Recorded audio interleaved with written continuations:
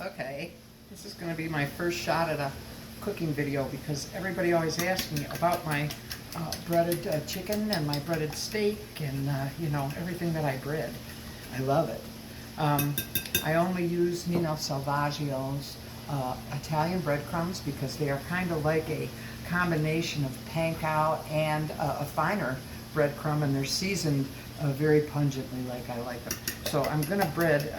Now, a lot of people, chefs, tell you to flour the chicken prior to egging them and breading them, but my mother didn't teach me that way, and I've never done it that way. So what I do is, I'm going to show you here, is, let me pull this out here, I'm going to egg this chicken leg, and I have a bread pan, a loaf pan here, filled with breadcrumbs, because it's a shallower dish, like the one that I'm using to egg it.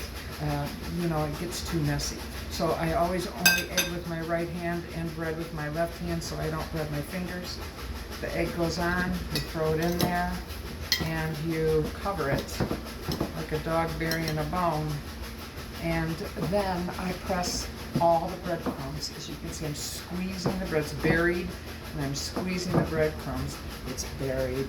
And then you take it off, take it out, and I always do this. You heard of choking your chicken. This is spanking your chicken here. Okay, you see now that breadcrumb, those are beautiful on there. And then I lay that down on a piece of wax paper I have spread out over my work area here. So I'm going to finish up breading all these 20 pieces of chicken. I'll pause this, and then I will videotape the next step.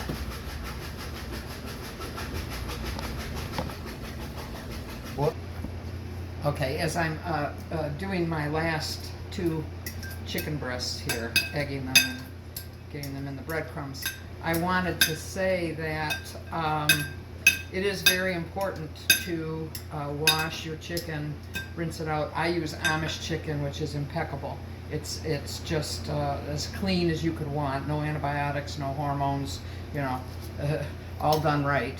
But anyway, I still prefer to get that chicken out of the packaging and rinse it down real well. Sometimes if it's not quite thawed out from the freezer, I will put it in a big pan of salted water and let it soak. My mother always did that. Let it soak for 15 or 20 minutes, and then I put it on paper toweling and pat it dry. Before you egg it, you want the chicken to be pretty dry. So I wanted to add that, and now I'm going to pause again and get my stove ready for the browning. Okay, now I want to just talk about the oil. I use canola oil because it's mild. It will not overpower any of the flavors that I'm cooking with, that I'm using in my seasoning. Also, I'm heating this oil, and the temperature of the oil when you place those breaded chicken parts in there is it's imperative that you do it when this oil reaches the right temperature, because if it's not hot enough, your breading's going to fall off of your meat, no matter what kind of meat it is. Also, I may be giving away a treasured family secret. I don't know. I've never seen another chef do this before. I've never heard anybody do this before, but my mother always did it. Whenever she breaded her meats, and we bake them, because of course the meat's not going to be done after just browning up that beautiful golden breading. So you have to bake the meat to get it to cook. So she would line the bottom of a baking pan with slices of bread, and this will keep your breaded meats from sticking, and it will also absorb the fat. I've cooked this meal, breaded meats, for many people, and they all comment on how much they would like to eat that bread after this meat comes off of it. I've never done it. My dogs used to like it very much. So now I'm seeing that this oil is getting ready. You can tell by the movement of the oil. If you really look at it, you can actually see, I know that you're not going to see this on the video, but you can actually see the oil start kind of like moving. It starts moving. And the way that you can actually tell if it's hot enough is you can take, your breading you've got a breaded meat here, and you can pull a little bit of breading off of the raw meat, and you can drop it. And this started to sizzle right away. As you can see, I'm going to bring this up here a little bit more. And now it is sizzling, and it is starting to turn brown. So my meat is, my oil is ready, and understand that you are going to take down the temperature of this oil when you put in this cold meat. So you got to keep adjusting and readjusting this. So I'm going to take one of these chicken legs, and I'm going to ease it in the pan here. And I'll take another. And I'm keeping this on high because you can, as you're listening, you know that the temperature is dropping because it's not sizzling as quickly. So here's 3 legs. And I also use about an inch of oil in the fry pan here. I can fit quite a few. Sometimes it spits and it gets you. I can get quite a few legs in here. I can get 6 of them.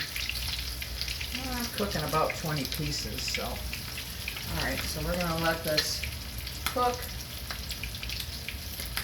And, geez, you know, for taking my own video, I can see that, you know, you watch it and you can see that it's starting to get golden. You have to be careful that you don't let that oil get too hot, otherwise it loses its integrity. Sometimes I have to add oil, which I probably will today because I'm cooking so many pieces of chicken. Same goes for when you're cooking breaded steaks, although the breaded steaks are the wafer steaks, so they're done cooking when they come out of here. They only take, they're so thin they only take a second, but they stay warm long. I drain those on paper towels when I take them out versus the bread slices here. Okay. Now I'm going to turn these. I don't know if you can see them, but they are beautifully brown.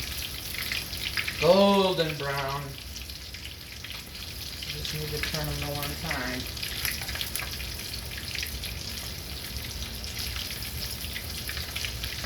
This first one's got it. The second side goes faster than the first side does, so. I usually get them all out of there and then decide whether I need to add oil or, just turn the heat down or adjust the heat as it goes. It's a tedious process. I don't mind doing it. Usually I add wine in a glass while I'm cooking, but I got to get back out on the road later today, so no day drinking for me today. But I like to do that when I'm cooking because it that makes me happy, right? So here you go. Here's a beautifully browned piece of breaded chicken. I'm going to set it in here. And the bread, I hope I can fit everything in this one pan. This one's not quite as brown as I want it. So we're going to keep the heat on high right now. This one's beautiful. See how they come out? They're just absolutely gorgeous. And that breading stays on them because I'm setting them down on red versus dark. See, I don't need to really add any oil to this. I'm going to keep it on high. I'm going to add some more chicken legs here.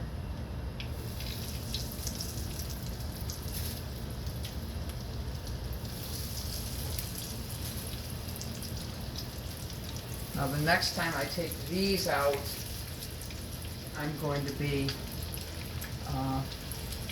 adding oil to it. Again, the integrity of the oil breaks down as you cook. So it's advisable to keep an eye on the temperature and to add to it when it needs it, and eye on the temperature, and when it's getting warm, you need to add to it then. But I'm going to pause this again so I'm not boring you. Don't forget, if you do add oil, you need to, mix it well with the oil that's already in there, and then, let it come back up to heat again. It isn't going to take long. It isn't going to take long. So I'm going to pause this again, and then I'm going to come back to show you how to get them ready for the oven. Here, real quick, I'm going to show you how to add this oil, or how I do it. What works for me, just a little bit more. You don't want a whole ton of oil in there. You don't want them swimming in it. but you want to brown them. You want it deep enough so that when you set them in, you get a full browning. You know what I'm saying? You don't have to turn them 4 times. You can turn them twice because that oil comes up and browns the sides.